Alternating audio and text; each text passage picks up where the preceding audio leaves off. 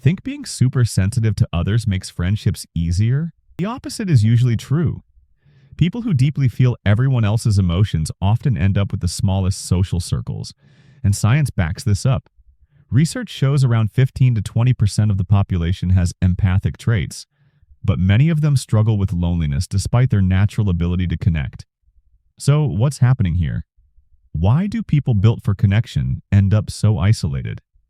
Today, we're looking at the specific traits that empaths with few or no friends usually share. These aren't weaknesses, they're patterns that make sense once you understand them. But before we get into the obvious ones, there's a trait so counterintuitive that most empaths don't even realize it's pushing people away. We'll get to that in a minute. Number 1. They absorb emotions like a sponge. Empaths don't just notice when someone's upset. They physically feel it. This goes way beyond normal empathy. According to psychiatrist Judith Orloff, who studies this extensively, empaths absorb the world's joys and stresses like emotional sponges. They lack the filters most people use to protect themselves from excessive stimulation. Here's what this looks like in real life. An empath walks into a room where two people just had an argument. Even if those people are smiling now, the empath feels the tension in their chest. Their stomach tightens. They might even get a headache. They didn't witness the fight, they're just picking up on the leftover energy. Imagine someone standing in the middle of Grand Central Station during rush hour, but instead of hearing the noise of thousands of people, they're feeling the emotions of thousands of people all at once. The businessman's stress about missing his train, the teenager's excitement about seeing friends, the mother's exhaustion from a screaming toddler. Every single emotion flooding in simultaneously with no off switch. That's what a simple coffee shop feels like to an empath. This creates a massive problem for friendships. Most social situations involve multiple people with multiple emotions. Birthday parties, group dinners, hangouts with more than 2 or 3 people become overwhelming fast. While everyone else is having fun, the empath is drowning in a flood of feelings that aren't even theirs. The result? They start avoiding group settings entirely. They cancel plans. They make excuses. Not because they don't want friends, but because the sensory and emotional overload is genuinely painful. Over time, this pattern creates isolation. Friends stop inviting them. People think they're flaky or not interested. But the truth is they're protecting themselves from emotional drowning.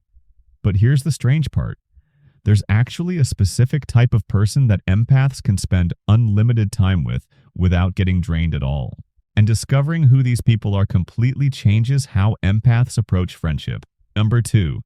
They struggle with setting boundaries. Most people understand boundaries on a logical level. Don't let others take advantage of you. Say no when you need to. Protect your time and energy. Simple, right? For empaths, it's anything but simple. Boundaries require someone to prioritize their own needs over someone else's feelings. And when an empath can physically feel how disappointed or hurt someone gets when they say no, setting boundaries feels like causing pain. It's not just guilt. It's actual physical discomfort from sensing their negative reaction. Therapist Maya Weir points out that empaths often need to work harder to feel justified in their boundaries. This makes sense when you understand the mechanism. An empath merges energetically with the people around them. They unconsciously blend their energy field with others to read them, to understand what they need, to figure out how to fit in. When someone is merged with another person, telling them no feels like rejecting themselves. The boundary between where one person ends and another begins gets blurry. So empaths say yes when they mean no. They overextend themselves. They show up for others even when they're completely drained. There's a woman who worked as a therapist for 15 years before she realized she was an empath. She spent over a decade helping clients set healthy boundaries, teaching them how to say no, how to protect their energy. She could clearly see when her clients were being taken advantage of. She gave brilliant advice. But in her own life, she had zero boundaries. She was the friend everyone called at 2 in the morning. She covered shifts for coworkers constantly. She let her sister borrow money she knew would never be repaid. It took a complete breakdown before she finally understood. She could teach boundaries intellectually, but she couldn't feel them in her own body because her body was too busy feeling everyone else's emotions. Without boundaries, friendships become one-sided. The empath gives and gives while their own needs go unmet. They become the therapist friend, the one everyone calls with problems but nobody checks on. Research from mental health professionals shows that empaths are prone to emotional exhaustion due to their high emotional intelligence. They tend to absorb and internalize others' feelings, leading to serious fatigue. The sad irony is that empaths often stay in unhealthy friendships far longer than they should because setting a boundary feels harder than continuing to suffer. But what most empaths don't know is that there's a specific sentence, just 7 words long, that makes setting boundaries dramatically easier. It bypasses the guilt completely. Number 3. They're magnets for energy vampires. Not everyone who drains an empath is doing it on purpose. But some people absolutely are. Energy vampires are individuals who feed off the emotional reactions of others. They create drama, they constantly need attention, they dump their problems on anyone who'll listen, and they never reciprocate support, and they can spot an empath from a mile away. Why? Because empaths are natural helpers. They're excellent listeners. They create safe spaces for people to vent. They genuinely care about helping others feel better. These are beautiful qualities, but to an energy vampire, these qualities signal an easy target. Here's how it plays out.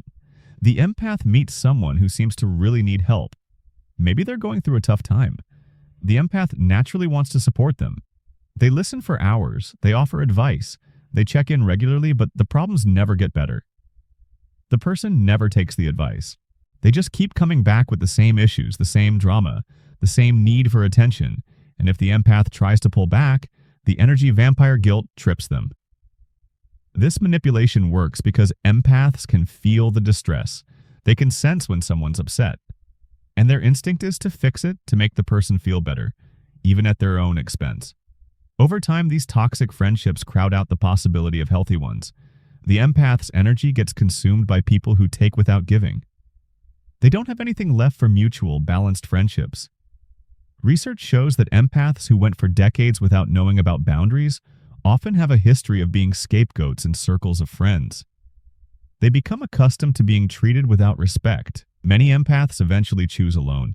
It's self-preservation. And here's something fascinating. Energy vampires actually give off a specific signal that empaths can learn to detect in the first 30 seconds of meeting someone.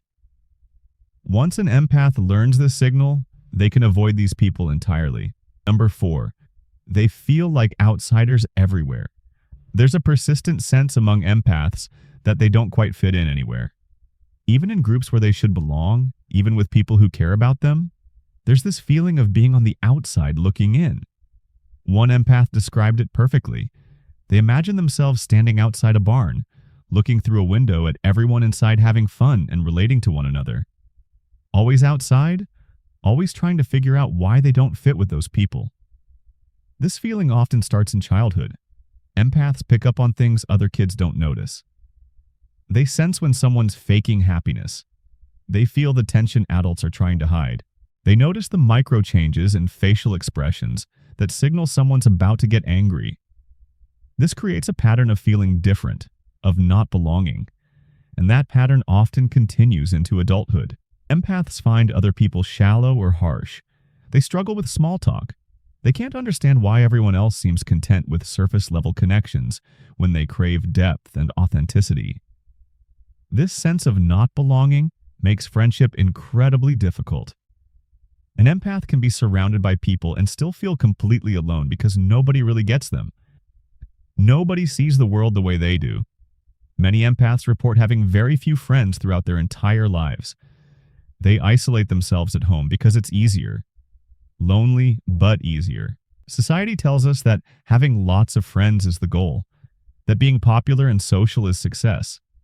So empaths often feel like they're failing at something basic that everyone else has figured out. They don't realize that their small social circle isn't a personal failure. It's a natural outcome of being wired differently. But there's actually a hidden community where empaths instantly feel like they belong, a place where the outsider feeling completely disappears. And finding this community often happens by complete accident. Number 5. They become chameleons and lose themselves. Most empaths draw people to them naturally. They're excellent listeners. They make people feel safe and understood. So making initial connections isn't usually the problem. The problem comes in maintaining those friendships while staying authentic. Empaths are exceptionally good at reading energy. They use these skills to anticipate others' needs. Then they make personality adjustments based on those anticipated needs. They become whoever the other person needs them to be in that moment. This is called the chameleon effect. The empath unconsciously adopts the mask of whoever they're with. They change their personality according to the people who surround them. A man once realized at age 56 that he was an empath. For over 5 decades, he'd been whoever people needed him to be. At work, he was the dedicated professional. With his wife, the supportive husband. With his kids, the fun dad. But one day his therapist asked him a simple question. What do you actually enjoy doing? And he couldn't answer. He had no idea. He knew what his wife enjoyed, what his kids enjoyed, what his boss appreciated. But his own preferences? Completely unknown. He'd spent 56 years being a mirror for everyone else and had never looked at his own reflection. Research on empaths shows this leads to a profound sense of loneliness even within relationships. Because nobody knows the real them. How could they? The empath doesn't even know the real them anymore. This creates a heartbreaking situation. The empath has friends who like them, but they feel completely alone because the version of them that people like isn't real. It's a performance. And maintaining that performance is exhausting. Eventually, many empaths just withdraw. Being alone feels more authentic than being surrounded by people who only know the mask. And there's actually a specific exercise, takes less than 5 minutes, that helps empaths reconnect with their authentic self after years of chameleon behavior. It's surprisingly simple but incredibly powerful. Number 6. They need excessive alone time to recharge. This might be the most misunderstood trait of empaths with few friends. People see them canceling plans, avoiding social events, spending days or even weeks in isolation, and they assume the empath doesn't value friendship. But the need for alone time isn't about not caring, it's about survival. When empaths spend time around people, they're not just socially interacting. They're absorbing emotional and energetic input constantly. Their nervous system is processing not just the conversation, but the emotions, the energy, the unspoken tension, the subtle mood shifts of everyone in the room. Think of it like this. Most people's energy is a battery that charges when plugged into other people.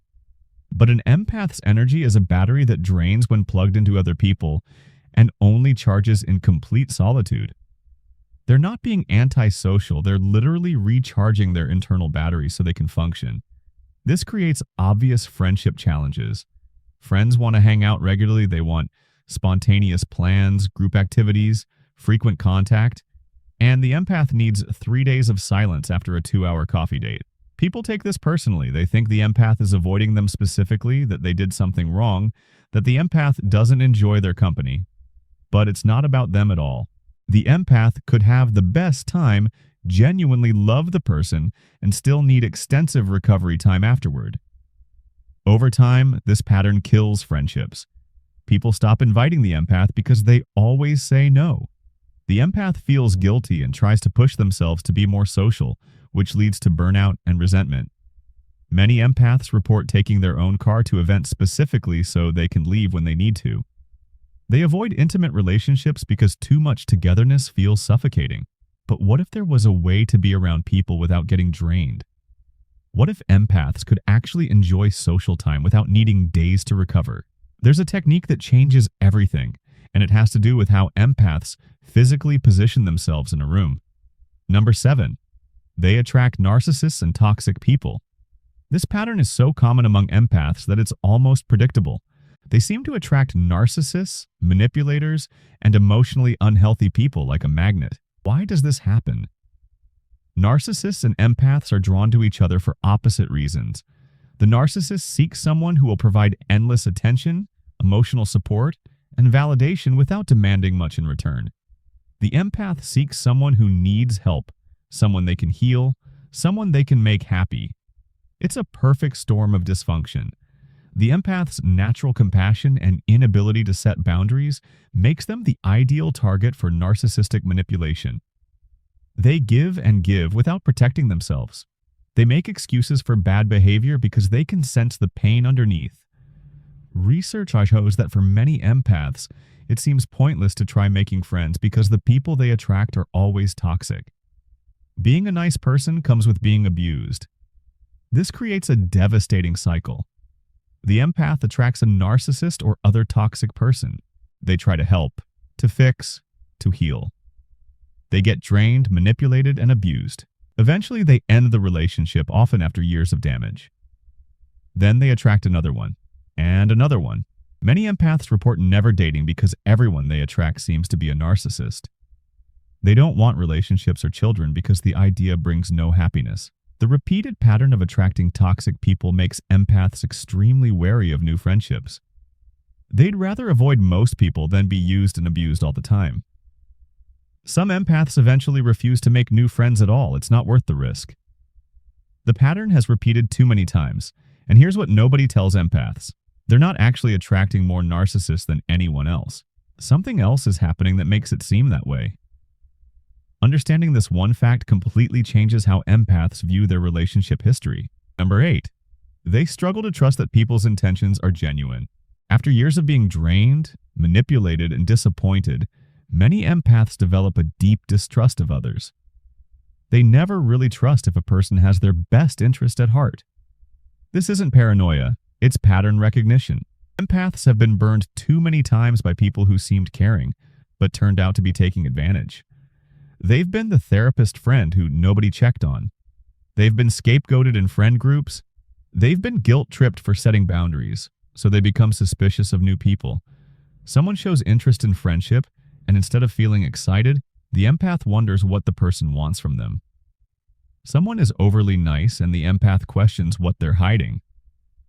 This makes forming new friendships almost impossible. Trust is fundamental to friendship, and if the empath can't trust that the other person's intentions are good, the friendship never gets off the ground. They're constantly scanning for red flags, looking for signs that this person will eventually disappoint or hurt them. And often, they find those signs whether they're really there or not, because the brain looks for what it expects to find. This creates a lonely, guarded existence. The empath wants connection, but can't let people in. They're protecting themselves from hurt, but that protection also keeps out the possibility of healthy friendship. Here's what all of this comes down to. Empaths with few or no friends aren't damaged or broken. They're dealing with a specific set of traits that make traditional friendship extremely difficult. These aren't character flaws. They're the natural consequences of being wired to feel everything more intensely. And until empaths learn to protect their energy, set boundaries, and find people who can match their depth, small social circles or isolation often feels like the safest option. The key is understanding these patterns. Once someone sees why friendship is so challenging, they can start addressing the actual issues instead of just feeling like something's wrong with them. Remember that specific type of person we mentioned? The one empaths can spend unlimited time with without getting drained? They're usually other empaths who've learned to manage their energy. Finding even one of these people changes everything. That 7-word sentence for setting boundaries? It's this: I need to check in with myself. When someone asks for something and the empath feels pressured to say yes immediately, those 7 words buy time to actually feel what they want instead of just absorbing what the other person wants. The signal that energy vampires give off? They immediately start trauma dumping or complaining without any small talk first. They skip right to using the empath as an emotional dumpster. That hidden community where empaths belong? It's often found in meditation groups, animal shelters, art classes, nature hiking groups. Anywhere that attracts sensitive, introspective people who value depth over surface connections. The 5-minute exercise for reconnecting with authentic self? Sit quietly and ask, what do I actually want right now? Then immediately note whatever answer comes up. Do this every day. Over time, the authentic voice gets louder, the positioning technique to avoid getting drained. Empaths should position themselves near exits in social situations and avoid standing in the center of groups. Being on the edge allows emotional energy to flow past instead of bombarding them from all directions. And that fact about attracting narcissists? Empaths aren't attracting more narcissists. They're just staying in those relationships longer than other people would, which makes it seem like they attract them more often. If this resonated with you, subscribe to the channel.